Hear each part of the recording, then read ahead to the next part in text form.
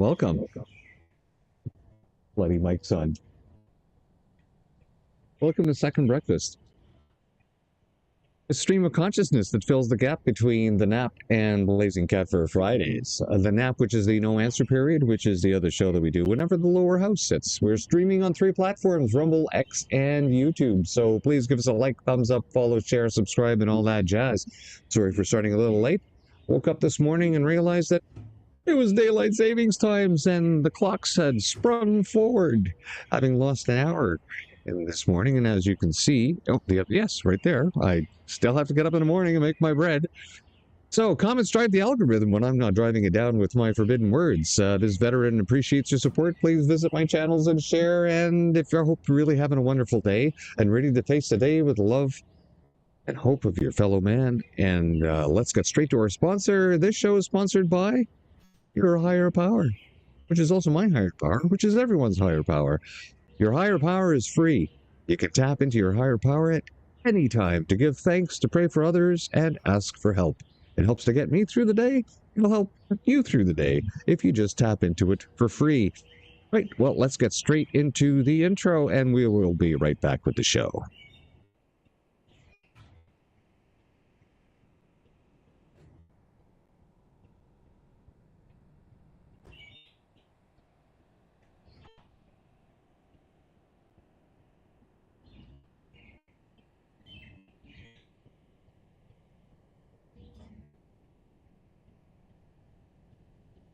And I can see there was no sound whatsoever, so let's go back and do that again.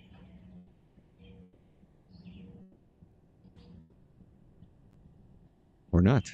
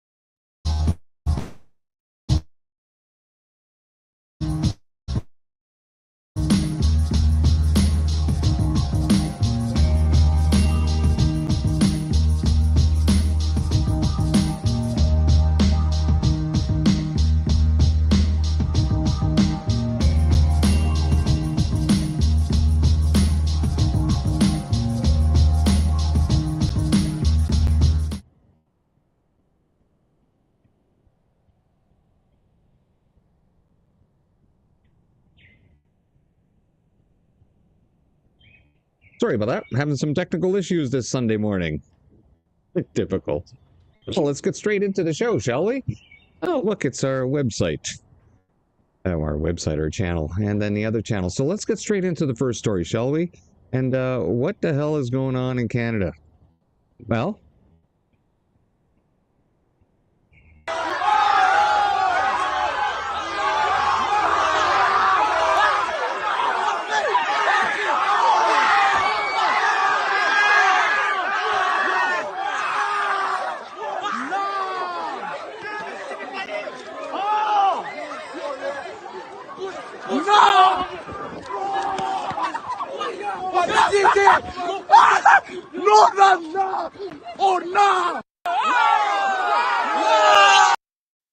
so this is the society that, well, politicians have allowed to flourish in Quebec. This footage is by Alexandra Lavoie of Rebel News. I'm assuming this footage is in Quebec. Most of the footage that she does do is in Quebec, since that is where she is based. And there is a complete lack of respect inside that has continued to occur. What is going on?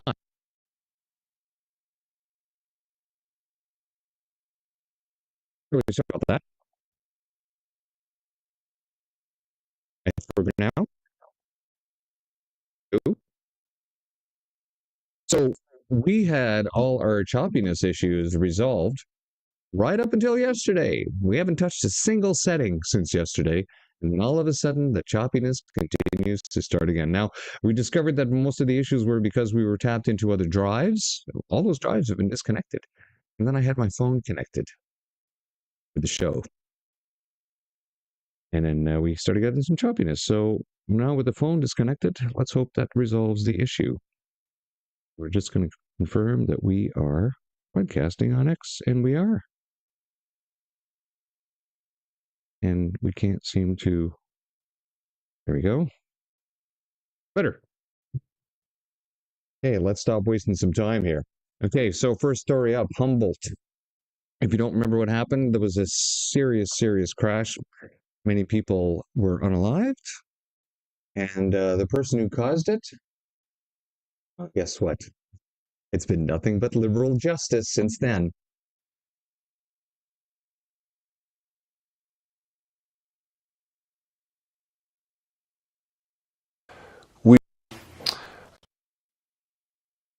It's absolutely been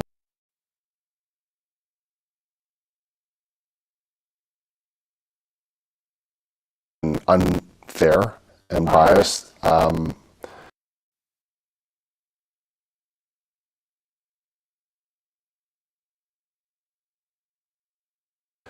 We've done many interviews, and we're getting to the point now where we won't do them. We don't trust the media. We're getting to the point where if I am going to do media, I want it to be live because we're getting edited. So a perfect example is Karen Pauls, who just did this CBC report. She interviewed Russ Harold. She interviewed Sidhu. She interviewed a few of the families that forgave. And of all of them, I know Russ. I've talked to Russ Harold, and he says she didn't put in half of the things I said. She cut out what she wanted to put in. And she did the same thing to Andrea and Shauna Nordstrom, who was Logan Hunter's mom. And they did an interview, and they were talking, we knew they were going to talk about Sidhu, and we said, we're hoping that you would do this interview and show some positive and some negative, because there's both. And they gave Andrea and Shauna a bit part in a story that was loving and forgiving, and what a nice man Sidhu is. So Karen Pauls twisted the narrative.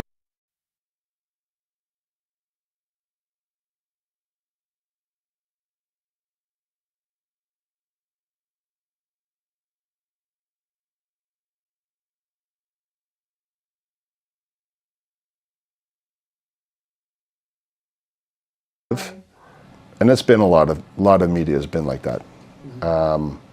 So we really sort of decline a lot of interviews nowadays. But yeah, we don't trust mainstream media when it comes to this story anymore. For whatever reason, there's a lot of people out there with no vested interest in this story that want their voices heard. They want to feel good about themselves.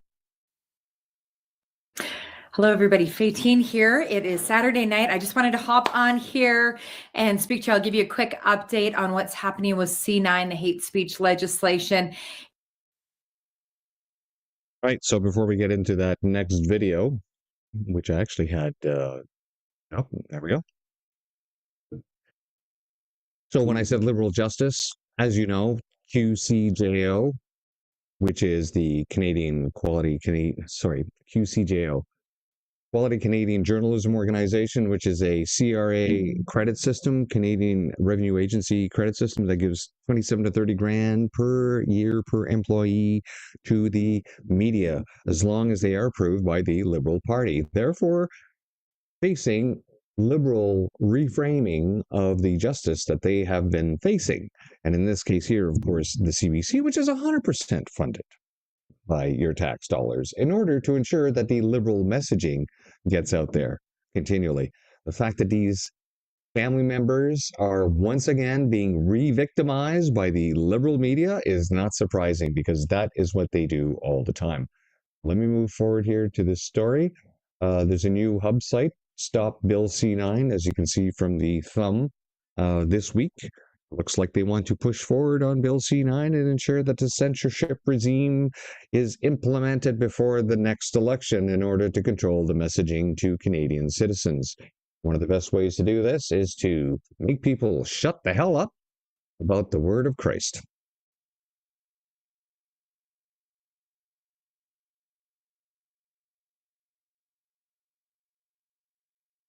Committee stage and on the floor of the House of Commons. So Member of Parliament Andrew Lawton did say that it is looking like they are trying to get this through as quickly as possible, limiting debate both at the committee stage and on the floor of the House of Commons. So we can assume that if they're behaving this way in the House of Commons, that there's a very good chance that pressure will also be put on the Senate to pass it swiftly. And so what this means, bottom line, is this is the moment. This is not just the moment, this is the minute. We have somewhere between 4 to 6 days to be a voice on this issue. And the bottom line, this is going to come down to the outcry of Canadians like you and I who care. I want to say thank you so much to everybody who's already taken the time to make calls, to make many calls. There's some of you that have made hundreds of calls. There's some of you that have made no calls, and you can still get involved. I estimate there's probably been a few thousand Canadians that have been really on top of this, making calls, but there are so many more Canadians that are concerned about this and care about it. So this is a time not just to be concerned, but to be practically mobilized. And so it's Sunday, folks. Maybe the last Sunday that you will experience, if you're a Christian, knowing that the Word of God that you have in your Bible is not going to legally offend somebody. But after this week, if the Liberals have their way, now, if you're a Christian, you will truly become a second-class citizen. Now, this is something I have experienced personally in Canada, being a second-class citizen twice in my life. Actually, the first time growing up in northern Quebec during the first referendum, when all of us who spoke English or were bilingual, like moi, were considered des têtes carrées, des assis d'anglais. That's right. We were treated like second-class citizens. In fact, the legislation was put in to treat us like second-class citizens. Now, we had second-class citizen experience again during the COVIDity stupidity, and now it will be enshrined forever, as long as this Liberal government has its way, and unless future governments change the law back. To be a Christian in Canada will now be second-class citizen status. So, it is Sunday. All your MPs, they all have answering machines in all their constituency offices. I suggest you start calling your MP. Now, if you have a Conservative MP, that's great. They're obviously going to vote against it. If you have not a Conservative MP, then it's extra important that you call your MP's office and leave the messages. And if not, you can write them a letter or show up. Say, hey, you know what? I'd like to talk to your MP. Now, remember, be polite, be concise, be specific. Stop Bill C9. There's no reason for it. No reason whatsoever other than to control speech. They will come up with all kinds of responses, but the end result is the same. Know them by what they do. And what have they done for the past 11 years? They have done everything to hide the truth, to shut you up, to treat you differently, to create an oppressor and a victim status, to make you afraid of everything, to control you, to nonstop control you with everything. And they call it compassion. They call it making safety an issue. No, it's nothing to do with that. Because how's the budget doing? How's our economy doing? How's life around you doing? How are people living these days in Canada? It's not like we don't have a quarter of the population facing food insecurity. In fact, it seems we're experiencing everything the Germans did in 1930s Germany. Yes, a government that is more interested in making deals with large industry than dealing with the material needs of its own population. And in the interim, if anybody speaks out against them, the full weight of the law is used against them. You end up with political prisoners. And now you have censorship. And of course, we have the Goebbels media. The mainstream media, which is funded by the Liberal government, to control the messaging. Very few independent voices left. Once this bill passes, this will be one more tool in the Liberal toolbox to shut down all independent voices. So make that call. Write that letter. It's free to write to your MP. And, of course, call all the senators. And if you're in the military, buddy, call your MP, which you're allowed to do, and then you can call every single senator. That's about your limits that you can do as a Canadian Armed Forces member in your political activity. Of course, it doesn't stop all your officers to act like political officers and push the political mantra and ideology of the Liberal Party. We've seen that happen in the Canadian Armed Forces for sure. We have now political officers everywhere ensuring that everybody thinks correctly, speaks correctly, way beyond what the National Defense Act initially put in, and that's why nobody's joining. All right. It's all connected, folks. Right. So let's move on to the next story here. So, double standards for separatism. Now it looks like Elections Canada is interfering in elections because, well, standards for these people are different than standards for those people, right? Because anyone who's from the West is obviously somebody who supports Trump. So now the TDS sufferers get involved, which is, I'm just assuming it's Trump derangement syndrome in Elections Canada that is creating this issue, because it seems they had no problem whatsoever with other parties establishing themselves to run in elections if they don't conform to the specific numbers. But when it's Alberta separatists, it's a completely different story for Elections Canada, isn't it? Rules for thee, but not for me. About fair elections and fair treatment in this country, inside and outside of Alberta. The Chief Electoral Officer, Stéphane Perreault, refused to register the Alberta First Party, a pro-sovereignty party, even though they submitted 370 members. Now, the legal requirement, 250. So they're way, way over the threshold. But Elections Canada decided to verify the membership list. Fine. Except they did it by mailing out confirmation letters during the Canada Post strike. You can't make this stuff up. Only 129 confirmation letters came back. Why? Because a bunch of rural Albertans never even received the letters. I can attest to this. I'm still getting mail from when the postal strike was on. There's one seat left in the movie theater. It's in the but there are likely better. Obvious logistical problem of its fellow government agency, Canada Post, Elections Canada just disqualified the party. Now, here's where it gets interesting. Internal briefing notes admit that other parties have been registered without meeting the 250 member requirement. Stop Climate Change in 2019, the United Party in 2023. Elections Canada literally wrote that in, quote, rare circumstances, parties have become eligible without meeting the minimum membership requirement. So let's get this straight. If you're a climate party, they're giving you flexibility. If you're some other sort of fringe party, also flexibility. But if you're an Alberta sovereignty party, suddenly we're splitting hairs over mail confirmations during a postal strike. Barry Nodal, the Alberta First Leader, says he felt they were being given a hard time. And it's hard to argue with that. And here's the bigger issue. Elections Canada registers Quebec sovereignty parties without even blinking an eye.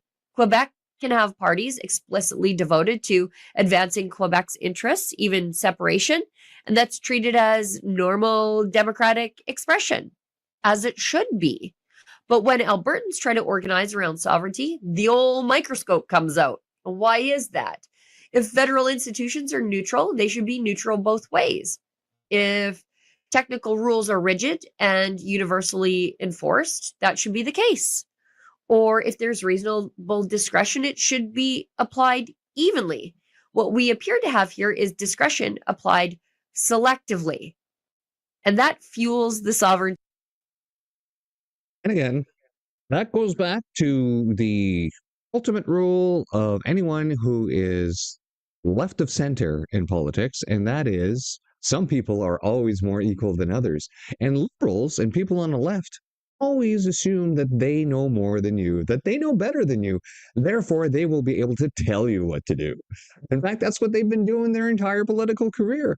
And therefore, it's not surprising that these federal institutions, which are just rife and infested with far left thinking people, would, of course, assume that some people being more equal than others is the normal way of life for people on the left. In fact, it is their elitist inculcated attitude that they have grown up to believe that they are far superior than others. In fact, it's that same kind of supremacy that infected the mind of the National Socialists in Germany, which is why I continually call liberals National Socialists, because more and more they and their agents in the federal government are acting like National Socialists, picking who the winners are, who the losers are, who gets to live, who gets to not live, who gets to serve, who gets to starve. Yes, and especially who gets to think and who gets to not think and who gets to who gets to be allowed to have freedom and those who don't. That is the way of liberal ideology. Now, before we get into Bill C9, this is not something new for me. This is something that I've been covering ever since I started this channel.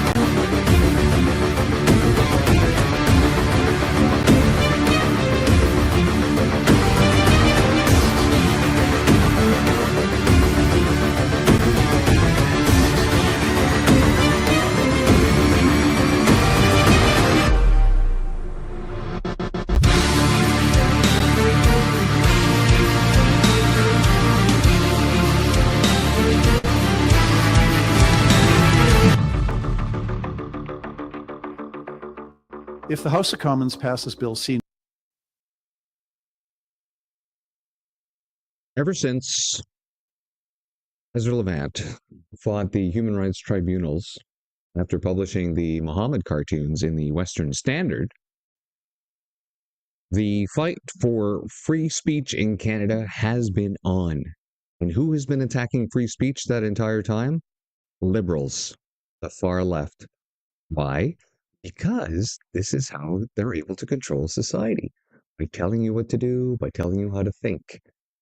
And if you're not allowed to say things out loud, that further enforces their ability to control what you think. In fact, most people these days are already self-censoring, so they've already won half the battle. Because if you're not allowed to say what's in your heart and in your mind, then you truly are a prisoner. Now, Andrew Lawton, the Liberals have put a motion on notice in the House of Commons to cut off debate on Bill C9 and force all amendments to a vote with no discussion.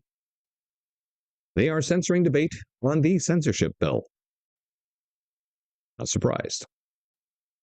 So this is why it's important for people to call their MPs and their senators. The real power of Bill C9 is clause 4 and 2.2. This is poorly written. They will finally be able to make up any excuse to take away any of your property for any reason. This is a great video explaining it all. So let's listen to this. And it's right, but nobody's talked about this particular part. Hi, it's lawyer Lisa Miro, and we are on like Donkey Kong.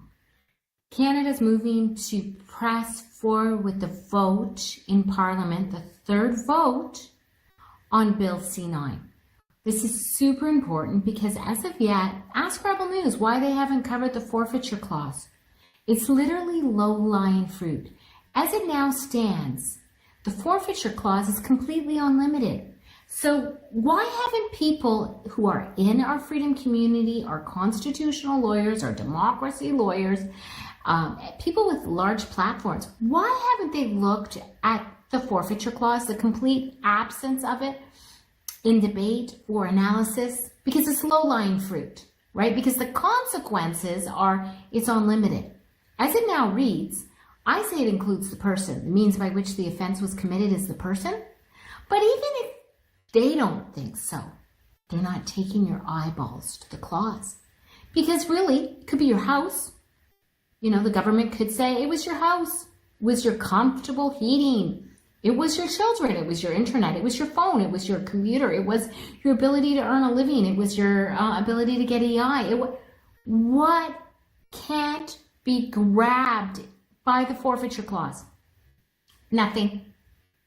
Nothing. So, our top freedom outlets don't look at the forfeiture clause, right? We've reached out. I've had people reach out who know Tamara Lecha, who know Rebel News. I have phone numbers to Rebel News. I have reached out. They're not interested in the forfeiture clause. Why? Because you know what? You could remedy it. It's so easy, right? The means by which the offense was committed. Instead, you say the property seized in the commission of the offense. And then say perhaps things like can't be your house, can't be the way to earn a living, can't be your identification, right? No, right? They're not looking at it. They're not looking at that clause, and that says something. By their fruits you shall know them. Ask all our big media freedom outlets to look at the forfeiture clause in Bill C9. All right, and the second one is nobody knows the power of 2.2. Right? A small group of individuals could grab entire groups, and participation in the group is the offense, not the speech. Right? How come that's not teased out? Right? Call the Bible and the cross. The hate symbol under 2.2 in Christianity is outlawed. Right? And your Christian groups haven't figured that out? Wonder why they haven't figured that out. While they're so busy reporting October 7th. I don't know. Wonder. That's interesting. You could designate the kafia as the hate symbol belonging to the group, right? Is protesting the war in Israel. You think they didn't geolocate you while you were out there with the Queers for Palestine and everything? Oh, wonder about that. No, listen, this bill's power hasn't been discussed because you're all on the speech part, and that's where your people take you. Oh, but the amendment, the counter amendment, the amendment. 2.2 and 4 are the power of the bill. And it's playing on the nose on my face that if you're not bringing this out, right, I'm calling you my beautiful freedom fighters. If you're not bringing this out, you're part of it. Anyways, like, share, subscribe, and spread the word. Darkness is moving, my friends, and that means the good has to stand. So get up, everybody. It's looking more and more like whatever is going to happen until the next election is probably going to lead to some civil strife. And it's probably not going to be just this bill that's going to cause it. It's probably going to be a combination of all the liberal failures to this date, including starvation. Most of the riots that have happened in history, the civilizations, have been due to hunger. And a quarter of the population, if not more, are already starving. It's only a matter of time, liberals, before, well, you're forcibly removed from power if history plays out the way it always has. Liberals have just tabled Bill C9, the so-called Combating Hate Act. On the surface, it looks like a crackdown on hate crimes. In reality, it hands Ottawa sweeping new powers to police speech, symbols, and motives, all under the subjective definition of hate. Let's listen to Blender News' take. Bill C-9, the so-called Combating Hate Act. So now they will redefine and expand what hate means, allowing for a broad and subjective interpretation of the term, moving Canada even further towards a speech policing regime where intent is whatever they say it is. On the surface, Bill C-9 looks like Canada is taking a strong stand against hate crimes, with 4 new offenses being added to the criminal code. Number 1, obstructing or intimidating people trying to access faith-based institutions, churches, synagogues, temples, or cultural centers or community spaces like schools. Number 2, the same offense but broadened to include facilities designated for specific groups. Number 3, a new hate-motivated crime category, where if you commit a crime because someone belongs to a group, then the penalties go up. But don't we all belong to a group in some way? And number 4, the intentional promotion of hate, including through symbols. This includes Nazi insignias, Hamas and Hezbollah flags, and anything the government says could be reasonably confused for any of these. The penalties start with up to 2 years in jail. However, for serious offenses, you will get anywhere from 5 years to life in prison. On top of that, the Liberals are making it easier to prosecute by adding this new definition of hatred into the criminal code and removing the Attorney General's sign-off requirement. In other words, charges can now be laid faster, subjectively, and without oversight. Now, here's the problem. Everyone agrees we don't want swastikas waved outside synagogues or churches burned to the ground. But by writing a new government definition of hatred into law, you're handing politicians and police enormous power to decide what Canadians can and cannot say. The government insists this is not a blanket ban on speech or symbols. However, it is subjectively done on a case-by-case basis. So what's the standard? Who decides what counts as promotion of hate? A police officer? A prosecutor? Maybe a judge? Well, according to this bill, all of the above.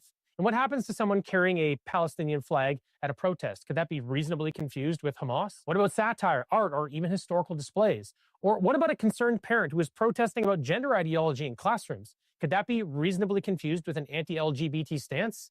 What then? You see, all it takes is one overzealous officer to decide your sign, your chant, or your tweet is promoting hate or genocide, and suddenly you're facing prison time. So this is not about protecting communities, it's about stifling dissent.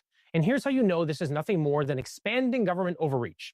Canada already has laws against harassment, vandalism, threats, and violence. We don't need more. The Liberals claim this bill respects the Charter, but let's not kid ourselves. In Canada, Section 1 of the Charter allows for reasonable limits on rights. In other words, you don't have any. The moment Ottawa frames censorship as public safety, we're in real trouble. And once these laws are in the books, they never shrink. They always expand. So here's the truth. Bill C-9 is being sold as a shield against hate. But the real effect is that it gives government broader powers and extended reach to subjectively police symbols, language, and even motives. Today, it's Nazis and Hamas. Tomorrow, it could be you criticizing immigration policy, questioning gender ideology, or challenging faulty climate science. Once Ottawa defines hate, this is no longer about hate speech. It's about speech that they hate. And when that happens, free speech in this country will come with a very heavy price tag.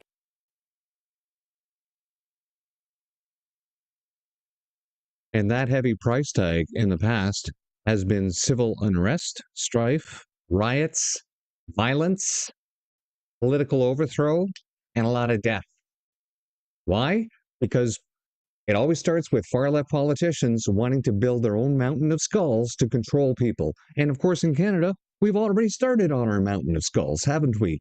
How many people have died? Tens and tens of thousands. There's probably around 90,000 through harm reduction, right? We're approaching 100,000 through medical assistance in dying, Canada's own eugenics program of getting rid of its useless eaters, knowing that it's going to save $1.7 trillion in healthcare from 2027 to 2037 if they roll out the MAID the way they expect to. And let's not talk about the over 10,000 Canadian injuries and deaths from the COVID-19 vaccine, of which the harms we're not sure of anymore because the government has decided to hide those records for the next 15 years. But worry about it, folks, because by the end of the year, if this reaches royal assent, you won't even be able to talk about it without having a knock on your door by the police saying, hey, some hate speech in that house going on because you're talking about stuff the government doesn't want you to talk about.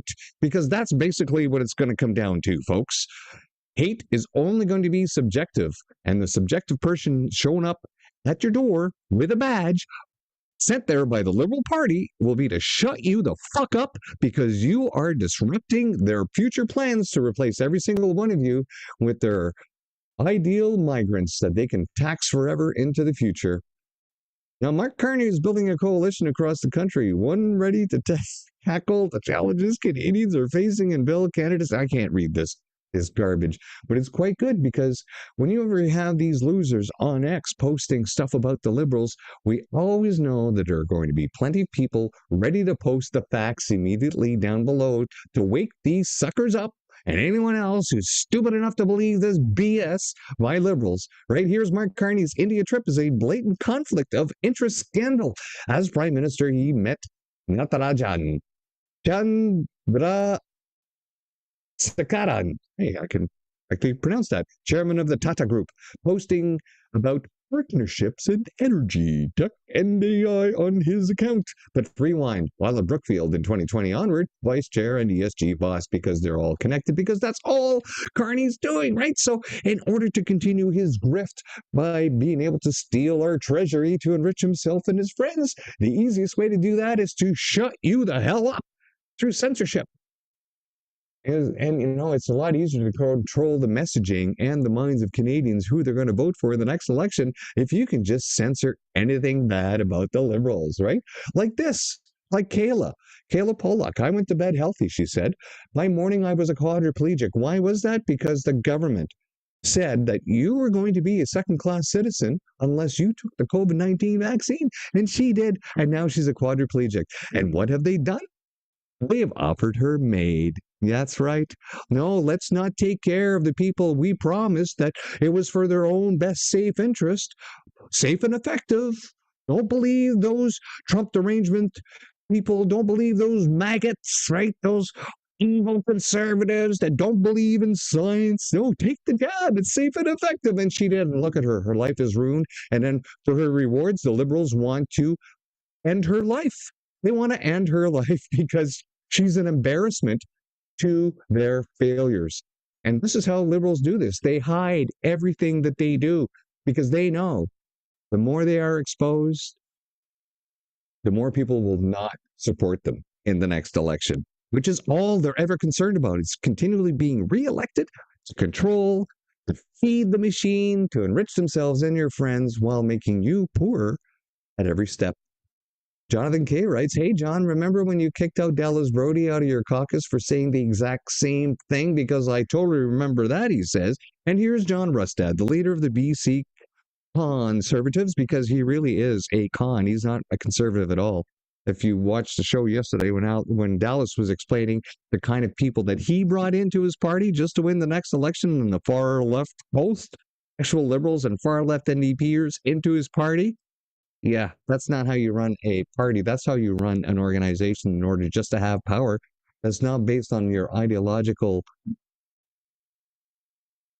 belief that your party's supposed to be based on. So you're lying to the people that you're actually out there representing yourself as. You're saying, I'm a conservative, but you didn't actually build your party full of conservatives, did you? No, here's Canadians were told that there are 215 graves. The country lowered the national flag for months. Churches were burned. International headlines declared the discovery of mass graves at former residential school. The government, blah, blah, blah, blah, blah. It doesn't really matter, John. They kicked out Dallas because now you've changed your tune to her side. Maybe all you guys should be joining the One BC party, because right now that's the only way you're ever going to get any forgiveness from the other conservatives that have seen what you've done to that party, the party that you are killing. And of course, Kelsey Sharon. History is repeating itself. Roughly 200,000 disabled and mentally ill Germans were killed under the Nazi euthanasia program, T4 and its successor. That's Nazi national health care right there. Canada is about to cross the 100,000 MAID, medical murders. Tell me again how this is compassion. She writes, tell me how this is healthcare. She writes, it's not healthcare. It's death care. Well, enjoy the rest of your Sunday. We will see you tomorrow morning on Second Breakfast. And then in the afternoon, we will follow up with the nap, the no answer period, where, of course, we cover the lower house as long as they keep showing up. And until they stop showing up, we will continue to cover them on the no answer period, where, by the way, we keep score. All the non-answers, the lies, and how we do that, of course, is in the description of the show. With that, I guess we will be leaving the show, if I can get this right here. And let's go.